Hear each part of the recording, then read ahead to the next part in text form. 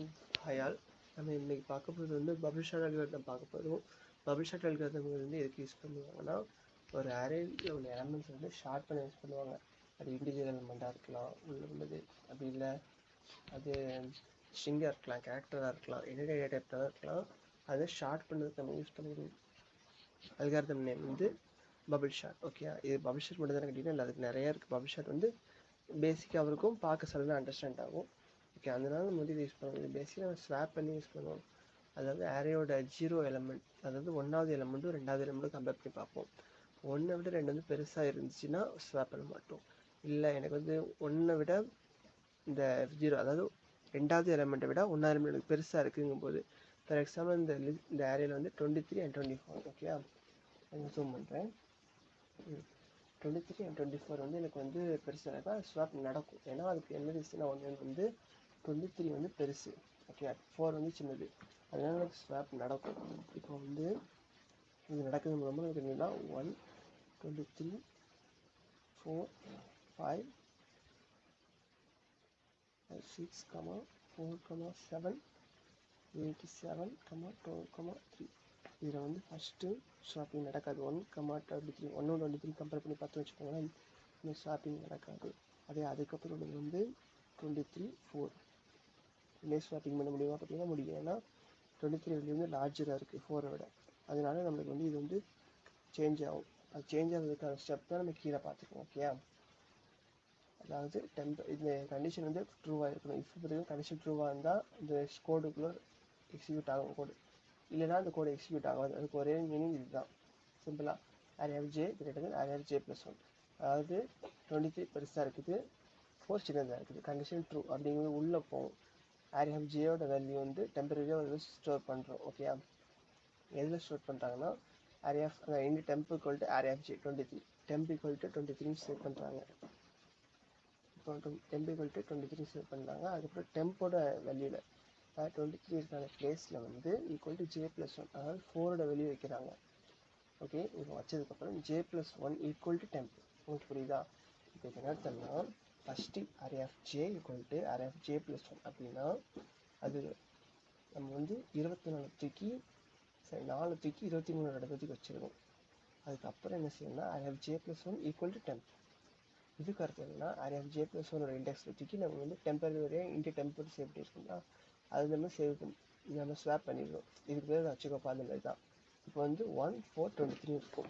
Okay, 1, 4, 23 இதில் இருக்கும். இதுக்கு அடுத்து என்ன நடக்கும்னா 23 யாருக்கா 23 வந்து 4 இண்டெக்ஸ் எலமெண்ட்டுக்கு வந்துடுவாங்க. ட்ராப் பண்ணி காமிச்சோம். இது இன்னும் ஈஸியாக பண்ணி நம்புகிறேன்.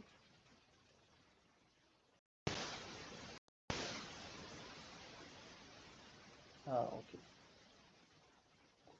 என்னெல்லாம் இப்போ என்னென்னா அப்போ சொன்ன மாதிரி தான் 123 ஸ்வாப் ஆகாது, 23, 4 ஸ்வாப் ஆயிரும். அப்படிங்கும்போது வந்து இங்கே 23 இருக்கும்.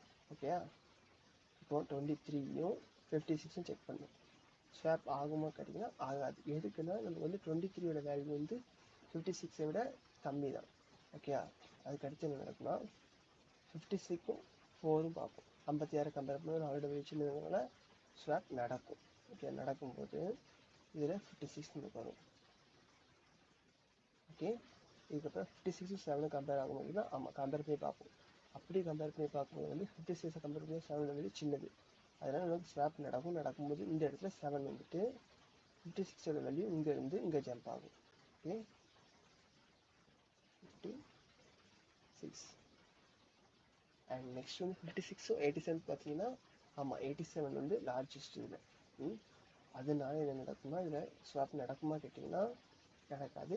நெக்ஸ்ட் நம்ம செக் பண்ணோம். ஏன்னா இதில் வந்து நம்ம 56, 87 ஆகிறவங்க நம்ம என்ன படிச்சோம்னா ஜே வேல்யூ, அதாவது ஃபஸ்ட்டு வேல்யூ வந்து பெருசாக இருக்கணும், செகண்ட் வேல்யூ வந்து சின்னதாக இருக்கணும். ஓகே, ஆனால் ஃபஸ்ட் வேல்யூ வந்து சின்னதாக தான் இருக்குது, பெருசாக இருக்க செகண்ட் வேல்யூ தான் இருக்குது. ஸ்வாப்பிங் நடக்காது. 56, 87 இருக்கும். அதுக்கடுத்து 87ம் 2வும் செக் பண்ணும். இப்படி செக் பண்ணி பார்க்கும்போது 87 ஜேயோட வேல்யூ பெருசாக இருக்குது, ரெண்டாவது உள்ள அதாவது 2 வேல்யூ என்னன்னா j+1, இது வந்து சின்னதாக இருக்குது. அதனால் நமக்கு இந்த கண்டிஷன் பாஸ் ஆகி இதில் 87 இப்படி ஸ்வாப் ஆகும். ஓகே, இப்படி ஸ்வாப் ஆனதுக்கப்புறம் 87ம் 3யும் பார்க்கும். இப்படி பார்க்கும்போது என்ன நடக்கும்னா ஆல்ரெடி தெரிஞ்ச மாதிரி தான். இதில் 87 வரும், இதில் 3 வரும். ஓகேயா, இது வந்து ஃபஸ்ட்டு பாஸ் தான். First pass means first next loop ரெண்டாகுமே இப்படி நடக்கும். ஓகே, இது என்ன நடக்குதுன்னா உங்களுக்கு 87 லாஸ்ட் போயிடும். ஓகேயா, உங்களுக்கு வந்து 87 வந்து லாஸ்ட் போயிடும். ஓகே, 87 லாஸ்ட் போயிடும். ஆனால் அது வரைக்கும் 23 இடையில தான் இருக்கும், 56 இருக்கும். ஃபஸ்ட்டு பாஸில் மட்டும்தான் இப்படி நடக்கும். செகண்ட் பாஸ்லேயும் இதே மாதிரி தான் நடக்கும் நம்மளுக்கு. இப்போ வந்து என்னென்னா இதில் நமக்கு 1 வந்துருமா, இதில் 4, அடுத்து 23 அண்ட் நெக்ஸ்ட் வந்து 1 4 23. ஓகே, லாஸ்ட் வந்து 87 வரும். இப்போ வந்து இடையில உள்ள நம்பரை நம்ம கொஞ்சம் கொஞ்சமாக சேஞ்ச் ஆகும். இந்த பாஸ் எப்படி ஒர்க் ஆகுதுன்னு உங்களுக்கு எனக்கு கன்ஃபியூஸ் ஆகுது, எனக்கு புரியலை, எனக்கு வந்து லூப்பிங் கான்செப்ட் எனக்கு சரியாக வராது அப்படின்னு நினச்சிங்கன்னா இந்த மாதிரி நீங்கள் ஃபஸ்ட்டு கோட் போட்டு பாருங்கள். உங்கள் நோட் பேட் எடுத்துக்கலாம், நோட் பேட் ஆர்பிஎஸ்கோ சம்திங் உங்கள் இஷ்டம் தான். அதை எடுத்துட்டிங்கன்னா அதில் வந்து நீங்கள் ஃபஸ்ட்டு இந்த மாதிரி லூப் மட்டும் தனியாக எடுத்து வச்சுக்கோங்க. எடுத்து வச்சுட்டு எனக்கு எப்படி ஒர்க் ஆகுது தெரியலைண்ணா அந்த மாதிரி கேட்டிங்கன்னா சிம்பிளாகவே முடிச்சிடலாம். நீங்கள் லூப் போட்டு நீங்களே பார்த்துட்டு ஜஸ்ட் நீங்கள் ரன் பண்ணி பார்த்தீங்கன்னா உங்களுக்கு ரொம்ப சிம்பிளாக டெஸ்ட் ஆகிடும். ஃபஸ்ட்டு அந்த லூப் வந்து எது ரன் ஆகும் அப்படின்னு பார்த்தீங்கன்னா அந்த எலமெண்ட் இருக்குது அந்த லென்த் வரைக்கும், அந்த ஆரியோட லென்த் வரைக்கும் ரன் ஆகும். இப்போ 9 இருக்குன்னா 9, 8னா 8 தடவை ரன் ஆகும். ரன் ஆகிட்டு அடுத்த தடவை வரும்போது அது வந்து 10 தடவை ரன் ஆகுது. ஓகே, நீங்கள் ஒவ்வொரு மந்தில் வந்து என்ன கண்டிஷன் இருக்குன்னா -i -1 கொடுத்துருக்கோம். அதனால என்ன ஆகும் அப்படின்னா நம்மளுக்கு நெக்ஸ்ட் டைம் குறையும் அதோட வேல்யூ, ஒன்றுன்னா குறைஞ்சு லாஸ்ட்டு ஒரே ஒரு தான் நடக்கும் மொத்தமே. அதே இது இப்போ வந்து எனக்கு இல்லை, எனக்கு இன்னும் புரியல, ஐஜேன்னு மாற்றி போட்டு பாருங்க. மாற்றி போட்டு பார்த்தீங்கன்னா உங்களுக்கு இன்னும் புரியும். எப்படின்னா அதோட வேல்யூ வந்து எப்படின்னா 8, லென்த் வந்து 8 வேணா இருக்குது. ஓகே, அப்போல்லாம் பார்க்கும் 9 இப்போயும் 8 கேட்டிங்கன்னா நம்ம வந்து உள்ள ஜேயோட வேல்யூ கொடுக்குறோம். ஜேயோட வேல்யூ வந்து ஆல்ரெடி -1 கொடுத்துருக்கோம். எதுக்காக கொடுக்குறோம் அப்படின்னா நம்ம வந்து இந்த அல்காரிதம் வந்து j+1 கொடுக்குறோம். j+1 கொடுக்குறதுனால நம்மளுக்கு வந்து லூப் போட்டு வெளியே போயிருக்கா தாண்டி கூடங்கிறதுக்காக வந்து ஜே கொடுக்கும்போது லென்த் -1 கொடுத்துருக்கோம். ஓகே, அதனால தான் நமக்கு உங்களுக்கு புரியலை அந்த சுச்சுவேஷன் வந்து நீங்கள் தனியாக கோட் எழுதுவீங்க. அப்படின்னா என்னென்ன புரிய மாட்டேங்குது, சிலருக்கு வந்து ரொம்ப கஷ்டமாக இருக்கும் லூப்பிங் கான்செப்ட். அதுவும் நெக்ஸ்ட் லூப் வந்துட்டு இன்னும் ரொம்ப கன்ஃபியூஸ் ஆகும். அவங்களுக்காக சொல்கிறேன், நீங்கள் வந்து தனியாக லூப் கண்டிஷன் போட்டு பாருங்கள், உங்களுக்கு இன்னும் அது சிம்பிளாக புரியும்.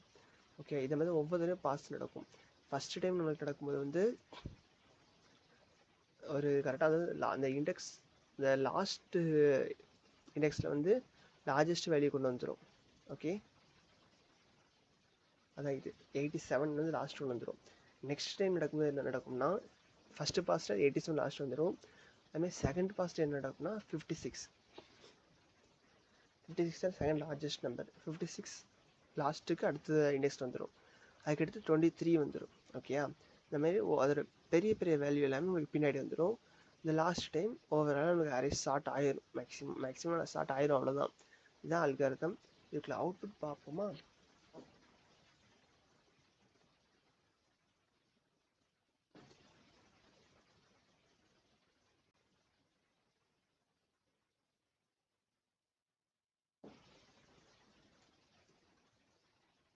ஓகே, அதாவது எப்படின்னா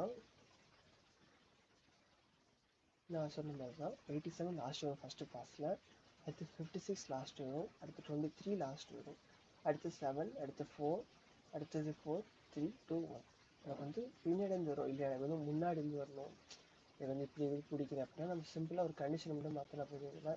அது நீங்கள் அடரா டிசைனிங் நினச்சிங்கன்னா இந்த மாதிரி பண்ணி பார்க்கலாம். மாறிடுச்சு அவங்களுக்கு.